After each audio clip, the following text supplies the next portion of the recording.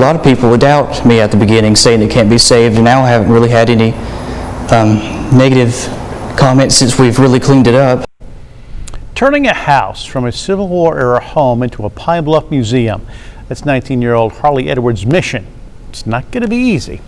The RM Knox House was built in 1885 and stayed in the Knox family until the turn of the century, but years of neglect and vandalism has put the house through some pretty hard times. Blake DeJarnett met with Harley this afternoon and took a tour of the house. He joins us now from Pine Bluff to explain just how much work it's going to take to return the home to its former glory.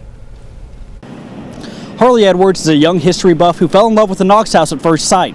He spent the past 3 months removing garbage and repairing damages left behind by squatters. And while he's made a lot of progress, there's still a long road ahead of him to turn the Knox House into something the city can be proud of. Well, I first discovered a photo of the house online when I was in the 9th grade, and I always wondered if it was still standing or where it was located, and it turns out it was only here in Pine Bluff. That was only about 45 minutes from me. When Harley made the drive to Pine Bluff to see the historic RM Knox House for himself, he was disappointed in what he saw, a crumbling old relic of what used to be one of the nicest houses in town. Then he found out who bought the property from its previous owner. I was able to kind of purchase it from Scallions across the street. The former owner had sold it to them, and they were planning on tearing it down and selling used cars here on this lot. So, you know, I didn't really want that to happen. So Harley rolled up his sleeves and went to work.